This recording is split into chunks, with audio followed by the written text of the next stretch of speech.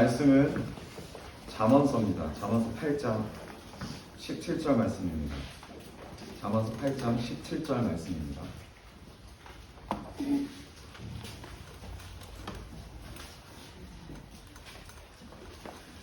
네, 우리 한 절밖에 안 됩니다. 우리 한 목소리로 같이 읽겠습니다.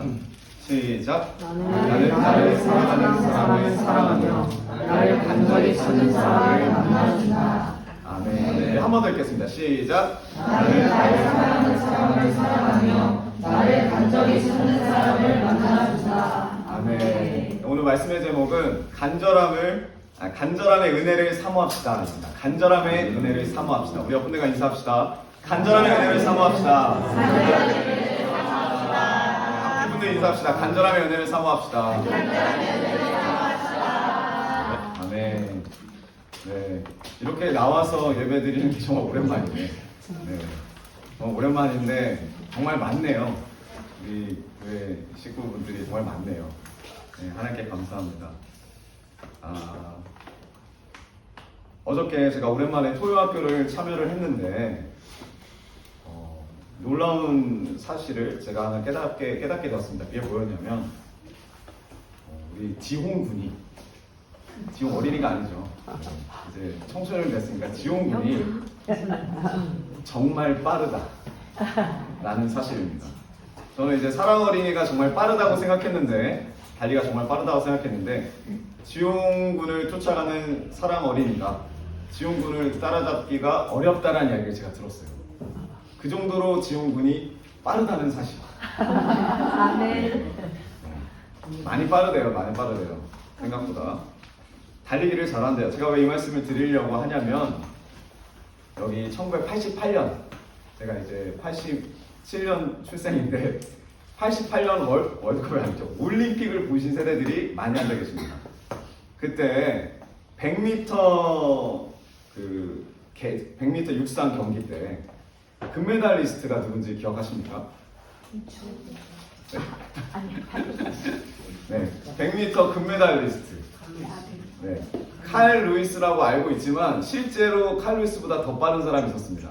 근데 그 사람이 도핑에 걸려서 박탈당해서 이제 2위였던 칼 루이스가 1위가 됐는데 그때 이제 구초대가 깨진 걸로 제가 알고 있거든요. 100m를 뛰는 그 사람이 그 이름이 벤 존슨이라는 사람이에요. 네, 들어보셨나요? 네, 제 세대는 좀 생소할 수도 있는데 이 벤 존슨이라는 사람이 그 당대 최고의 육상 스타였어요. 지홍이 지홍 군보다 훨씬 빠른. 네, 보이지가 않는 100m를 구초대에 뛰는 거니까. 근데 이 사람이 한번 해외 뉴스에 엄청 크게 나온 적이 있었는데 그 주제가 달리기였어요. 물론 이 사람이 금메달 리스트였지만 박탈당했지만 달리기를 잘해서 나온 것도 있었지만 이 사람이 옛날에 이탈리아 로마를 관광할 때 한 집시 모녀를 만나게 됩니다. 그들의 불쌍함을 듣고 있는 그 찰나에 그 모녀 중 그 딸이 어머니가 대화하고 있을 때 그 딸이 칼루이스가 아니죠. 벤 존슨 뒤에서 가방에 있는 지갑이랑 있는 걸 다 턴 거예요. 네, 다 턴 거예요. 우리 유럽에 가보면 알겠지만 집시들이 다가올 때 빨리빨리 가야 됩니다. 도망가야 됩니다. 네, 털렸어요. 저도 옛날 바르셀로나에서 한번 털려볼 뻔한 적이 있어가지고 제 가방이 열려 있었는데 다행히 제 가방에 아무것도 없었기 때문에 눈 깜짝할 저는 눈을 항상 뜨고 가방도 앞으로 하고 다니는데 바르셀로나에서 버스를 내리고 그 찰나 2-3초의 순간 가방이 열려 있더라고요. 근데 가방에 아무것도 없는 사람이어서 네, 다행이었지만 그 벤 존슨의 가방을 털었어요. 그리고 2-3초 있다가 벤 존슨이 그걸 알아차렸습니다. 그리고 눈에 보이는 거예요. 그 모녀가. 달려가는 모녀가. 그래서 벤 존슨이 어떻게 했을까요? 네, 죽어라 쫓아갔지만 결과적으로 그 모녀를 못 잡았대요.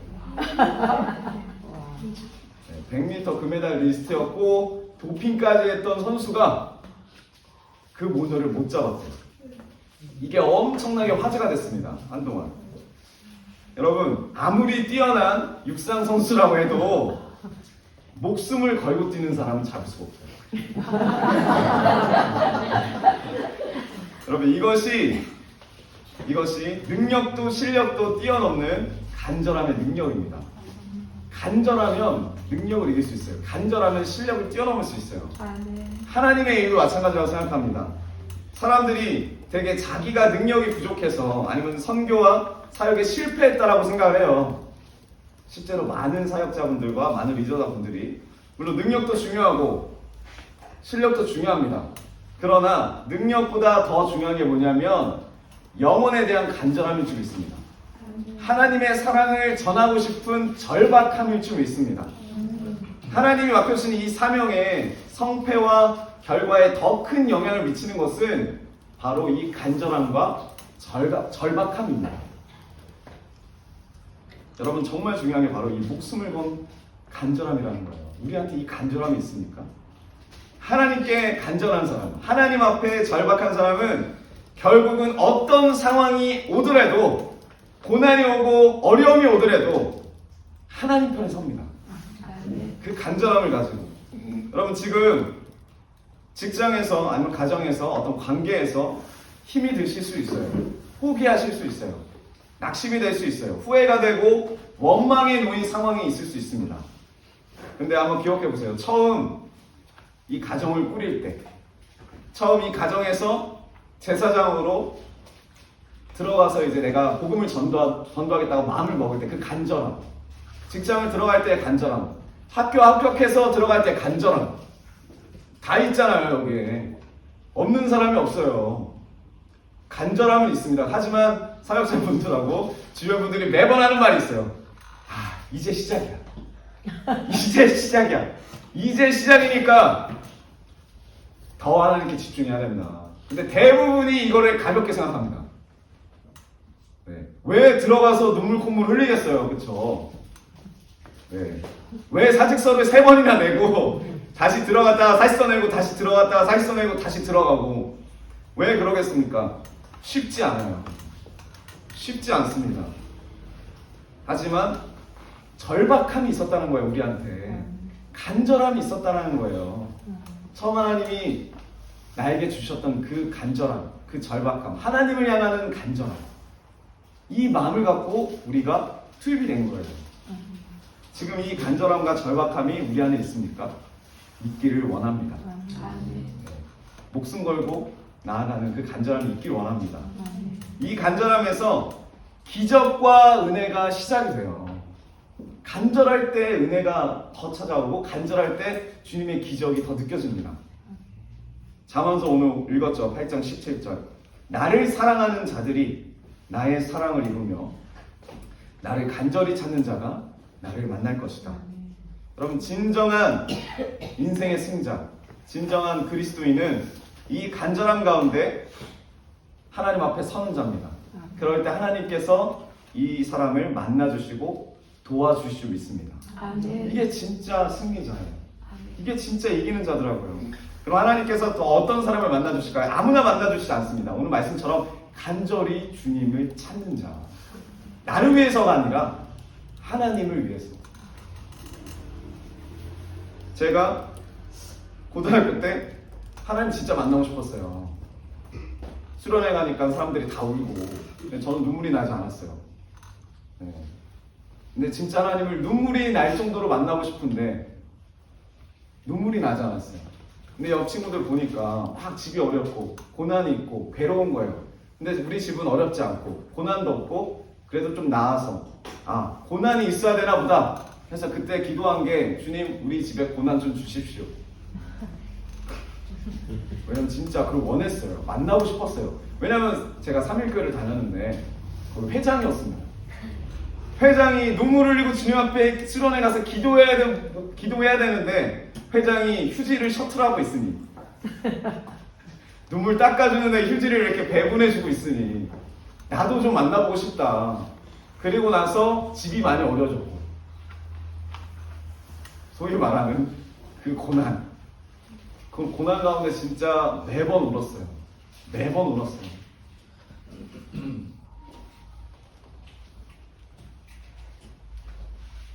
그 시작으로 여기까지 왔습니다. 하나님의 은혜로. 여러분 우리가 다 고난 있고 어려움이 있지만 그게 하나님을 만날 귀한 은혜의 시간인 줄 믿습니다. 하나님을 간절히 찾는 자를 하나님께서 만나주신대요. 우리가 지금 우리 교회가 여러 가지 사역을 준비하고 있습니다. 정말 중요한 순간이에요. 학교 사역도 지금 열심히 진보 전사님이 준비하고 계시고 선교 사역도 준비하고 있습니다. 근데 우리가 이전에 먼저 우리 마음 가운데 재정비해야 될 게 뭐냐면 일에 빠지는 것이 아니라 진짜 이 영혼들에게 전해줄 간절한 복음이 나에게 있느냐는 거예요. 많은 교회가 사역을 해요. 학교도 하고 선교도 가고 그건 모든 교회가 하는 일이에요. 그러나 그 교회에게 부어주시는 은혜가 다 달라요. 하나님의 은혜가 달라요. 그 은혜를 내가 가지고 있느냐, 그 간절함을 가지고 있느냐. 간절하게 이 은혜를 받은 자는 간절하게 은혜를 전하고 싶어 합니다. 그럼 질문해 봐야 돼요. 나는 왜 글로우비전 교회에 부르심을 입었나? 다른 교회도 아니라 왜 하필 우리 교회일까? 옆 교회도 아니고 앞 교회도 아니고 뭐 옆에 교회가 없고 앞에 교회가 없지만 나를 우리 교회에 부르신 이유가 무엇일까? 근데 이렇게 생각하시는 분들도 있을 수 있어요. 내가 이 교회에 도움을 주기 위해서 왔다. 있어요. 있습니다. 근데 이분들의 특징이 뭐냐면 그 교회에 흐르는 은혜에 관심 없어요. 왜죠? 나는 은혜를 줘야 되는 사람입니다. 이건 교만입니다. 교만이에요. 먼저 내가 우리 교회에서 받아야 하는 은혜에 집중하는 것이 우선이더라고요. 여러분 두리뭉실하게 말고 확실하게 받은 은혜가 있느냐는 거예요. 우리 교회를 다니면서. 그게 아니면 하나님께서 우리 교회를 향하여 주신 그 은혜의 목적을 잃어버릴 수 있어요. 같이 사역을 하고 같이 학교를 준비하고 같이 선교를 준비해도 그 은혜가 다른 거예요. 그럼 교회 안에서 파가 나릴 수밖에 없어요. 분열이 될 수밖에 없습니다. 글로비전 교회를 통해서 받은 은혜에 대한 확신이 나부터 있어야 되더라고요.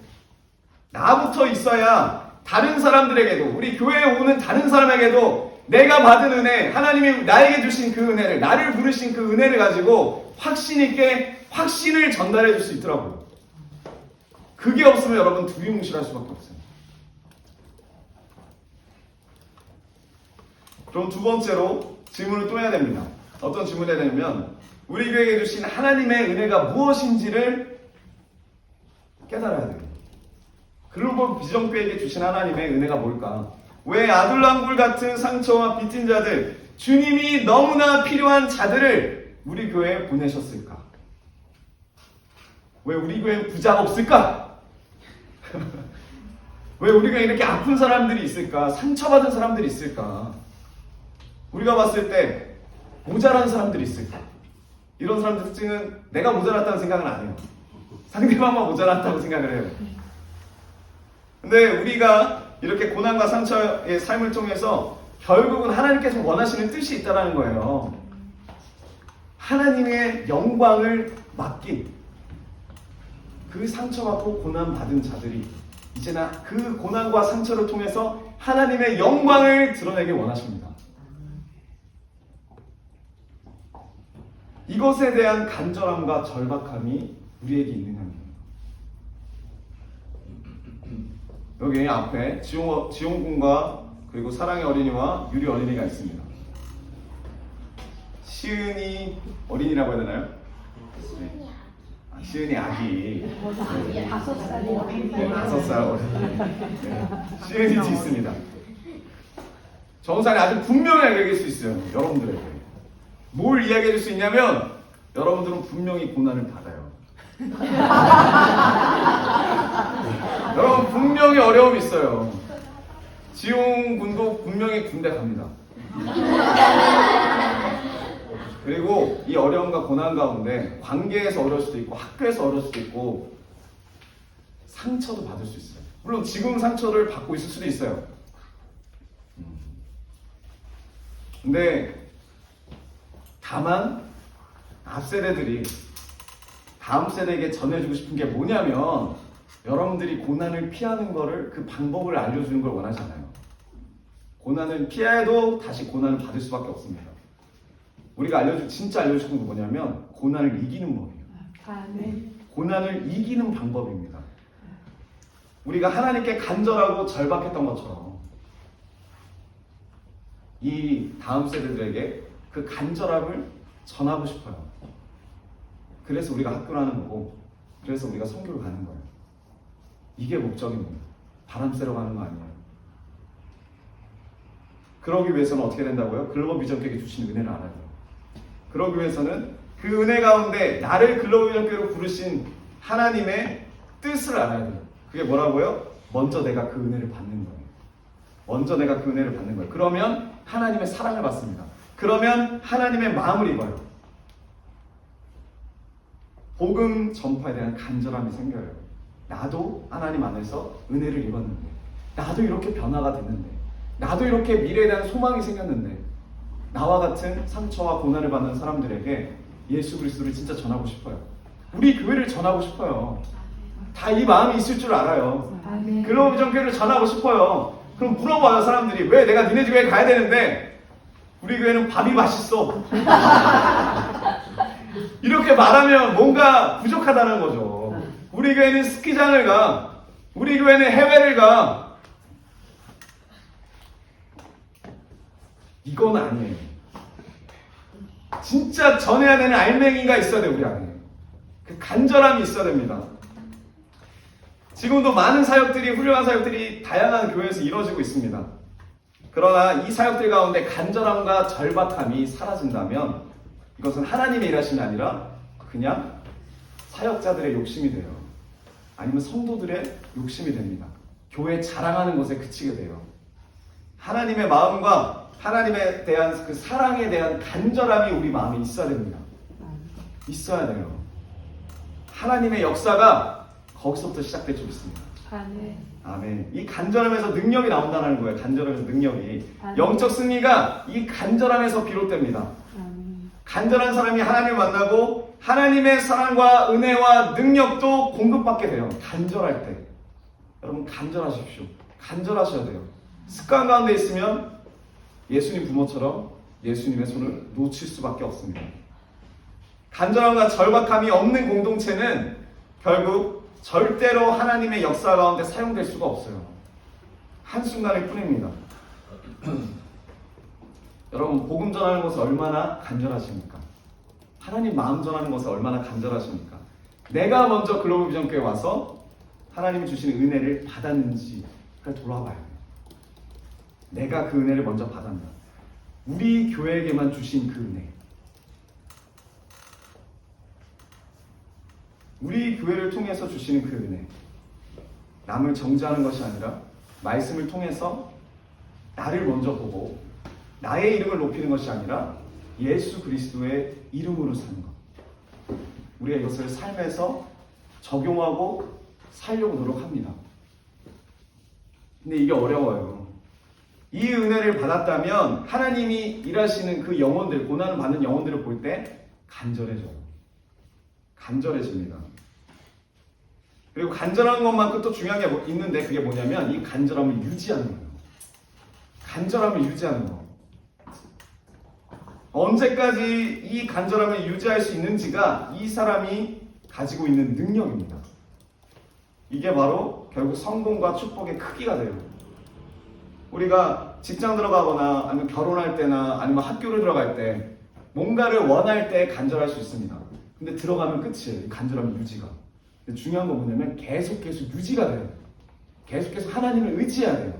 간절함의 유지가 진짜 실력이고 능력이에요. 우리가 생각할 때는 모자른 사람이 간절하다고 생각해요. 연약한 사람이 간절하다고 생각해요. 뭔가 부족한 사람이 간절하다고 생각해요. 맞아요. 하지만 우리가 그런 존재예요. 하나님 앞에서. 그럴 때 우리는 늘 간절할 수 있어요. 이걸 잊어버리면 간절함이 사라져요. 내가 연약하지 않다고 생각하고 그게 착각이 됩니다. 실제로 다윗과 바울도 하나님 앞에 끝까지 간절했습니다. 다윗 계속 도망다니잖아요. 왕이 되는 그 순간까지. 왕이 돼서도 잠깐 한눈 팔지만 다시 하나님께 돌아옵니다.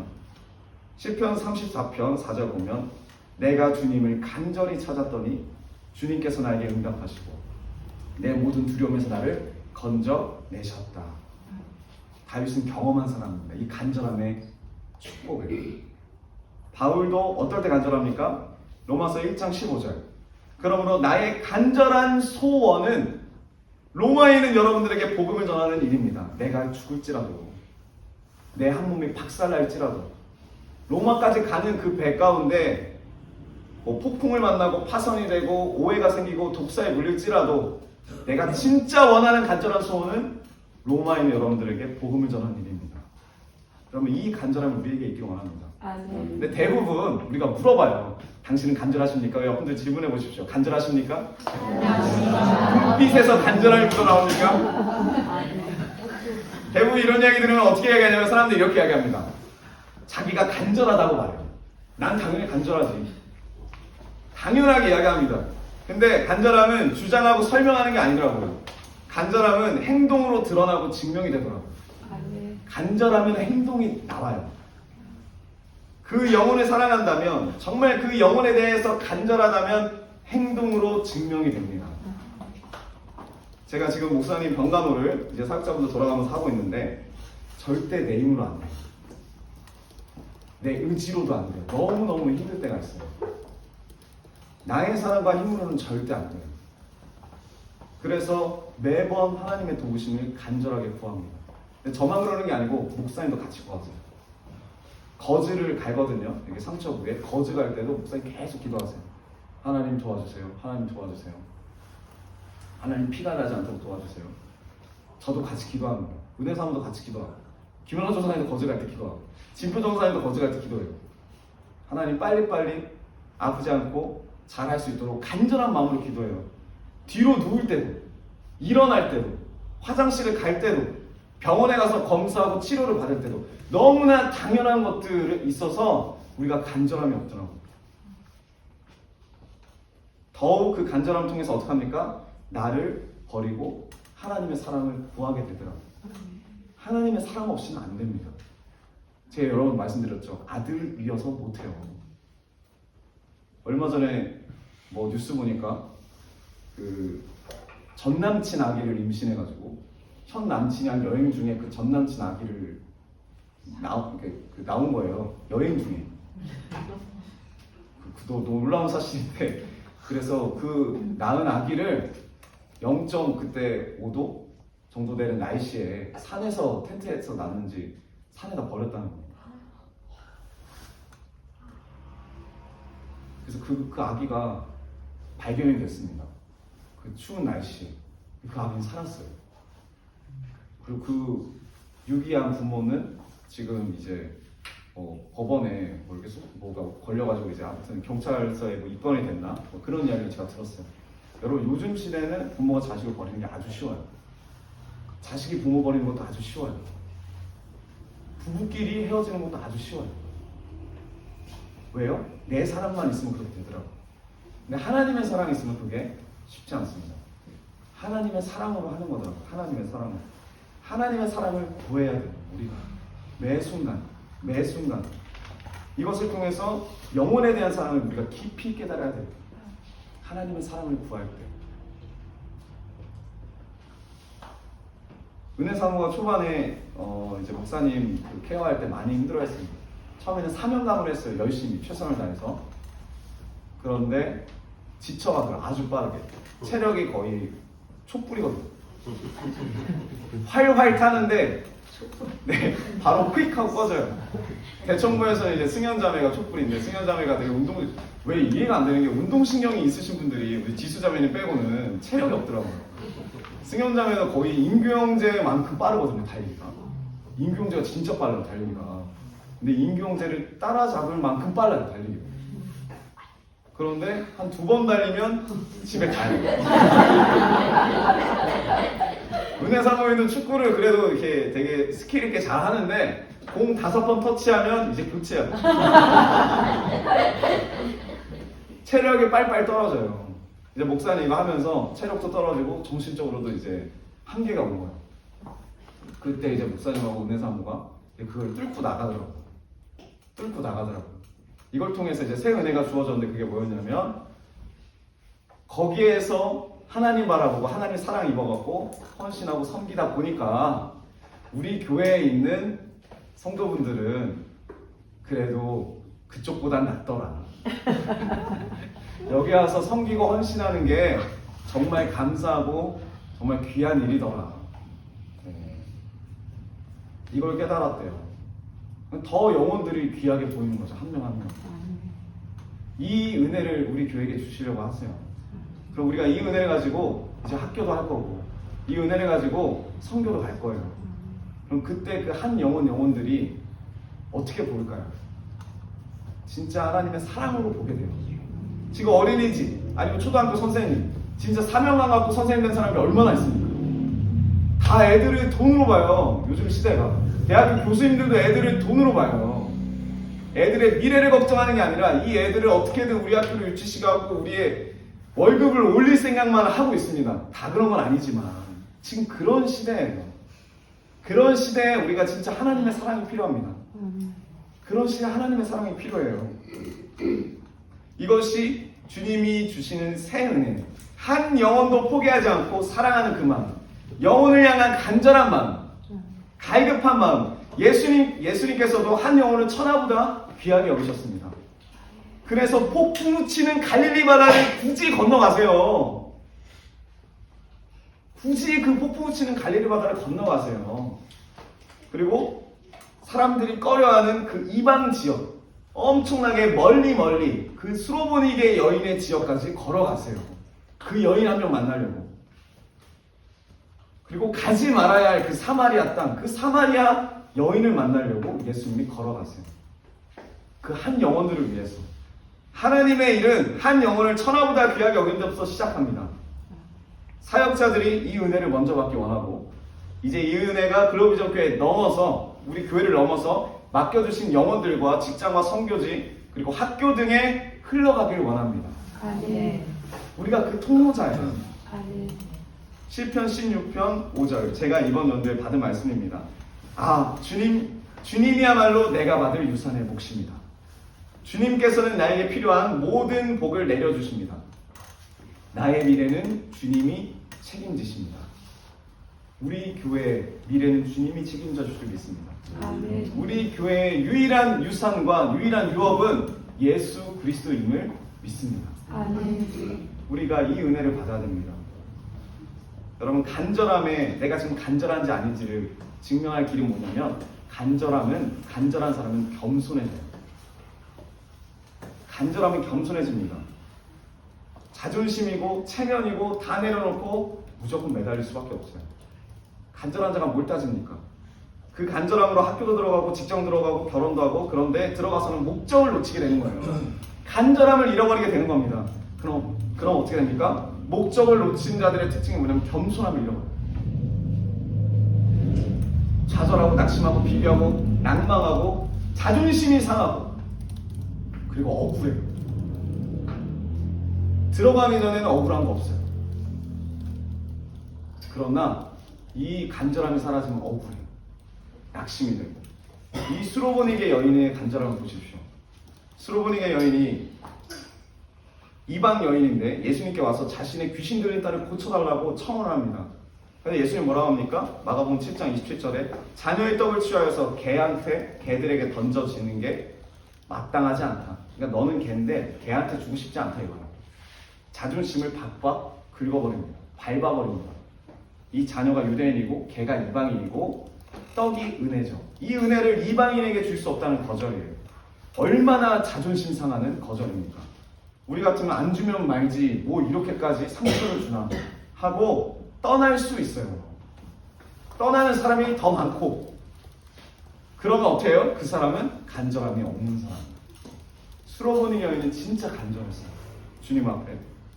따지고 계산하고 주장하는 사람은 자기가 간절하다고 착각만 하고 있을 뿐 실상은 간절함이 없는 사람입니다. 간절한 사람 이런 생각 없어요. 그냥 예수님께 나아갑니다. 모든 것을 내려놓고 겸손할 수 있는 것이 진짜 간절함이에요. 제가 성민 형제 이야기를 들었습니다.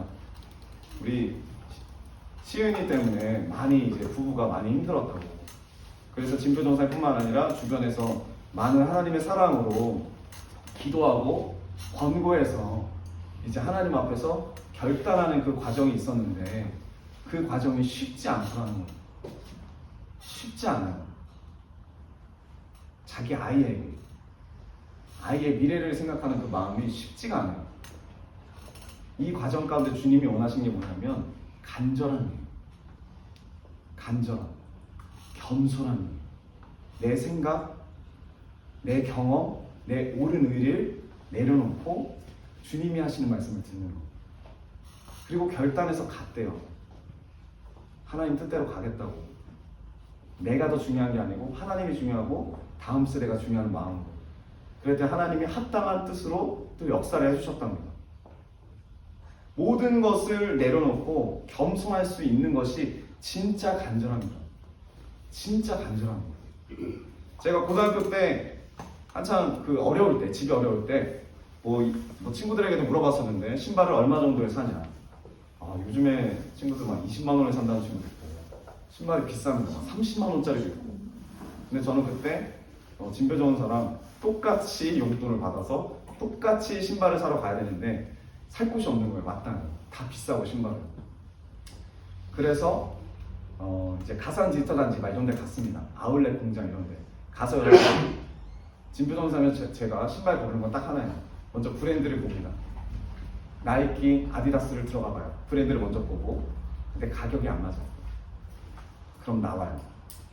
그 당시 때 퓨마가 좀 쌌어요. 그래서 퓨마를 갔어요. 근데 가격대 괜찮은 게 있어요. 그 다음에 보는 게 뭔지 아십니까? 색상형 안 봐요. 사이즈만 봐요. 사이즈 보고 골라요. 근데 제가 가서 골랐는데 아울렛이고 또 지금은 뭐 아울렛에 사이즈가 막 많고 하는데 사이즈가 딱 하나밖에 없더라고요. 근데 그 사이즈 하나밖에 없는 신발이 빨간색이었어요. 제가 그래서 그 빨간색 푸마 운동화를 신고 다녔어요. 네. 빨간색. 왜요? 그래도 기뻐했어요. 그 운동화가 있다라는 게 간절한 마음으로. 그리고 진표선한테 또 청바지를 삽니다. 또 유행을 탄다고. 네, 청바지를 우리가 이제 뭐 이렇게 유행을 탄다고. 유행에 절대 뒤처릴 수 없는 나이잖아요. 네, 청바지를 사는데 핏 상관없어요. 그냥 사이즈만 맞으면. 사이즈만 맞으면. 그리고 수선할 돈도 마땅치 않아요. 그래서 접어 다녔어요. 그냥 크게. 그렇게 입고 다녔어요. 간절해요. 간절할 때가 있어요. 간절하면 그렇게 살더라고요.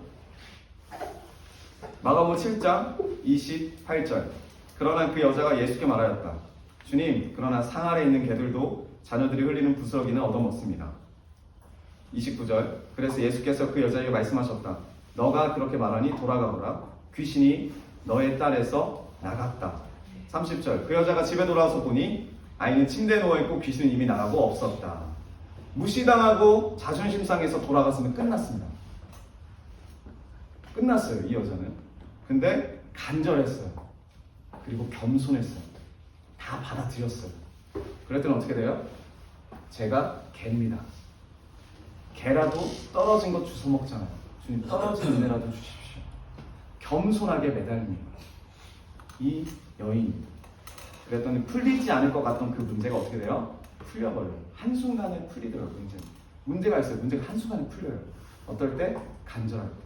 간절함이 뭐라고요? 겸손할 때. 여러분, 우리는 간절합니까?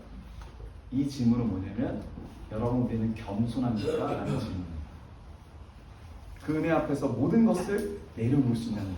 내 자존심, 비교의식, 열등감, 다 하나님의 은혜 앞에서. 왜? 그 은혜가 더 크니까. 근데 그게 쉽지가 않아요. 제가 예전에 어떤 그 기사를 봤는데, 모르겠어요. 지금도 하는지 모르겠는데, 백종원 그분이 되게 유명하시잖아요.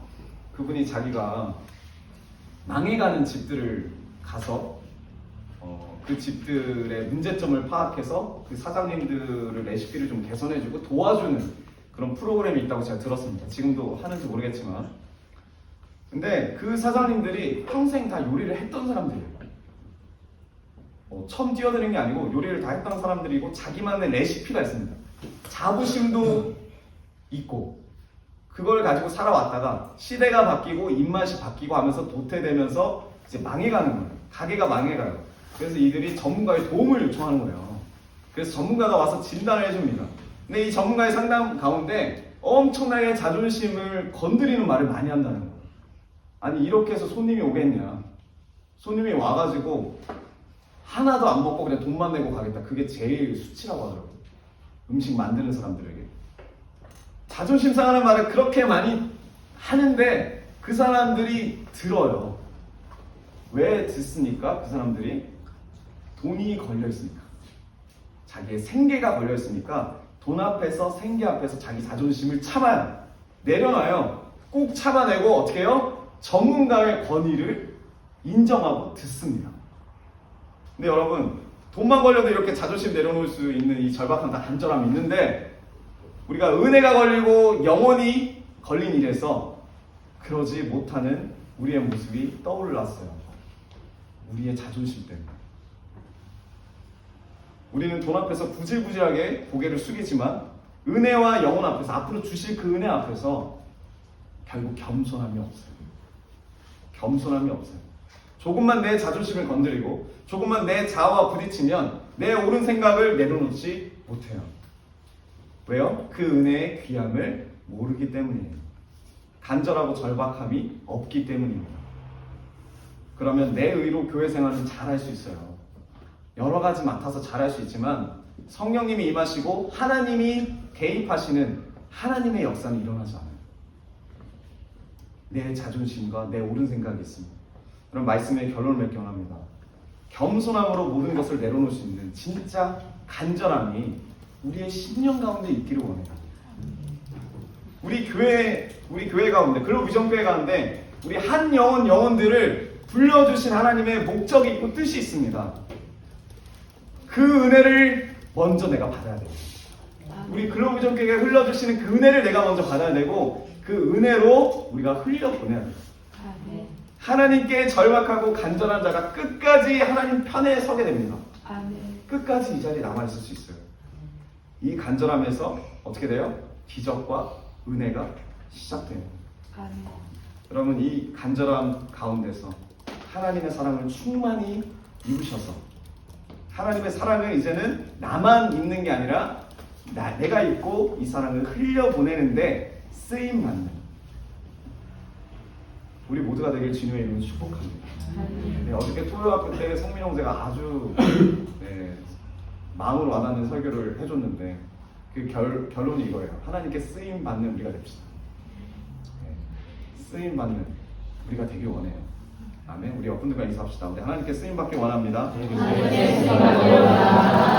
앞에 간절한 자가 되기 원합니다. 하나님 앞에 겸손한 자가 되기 원합니다.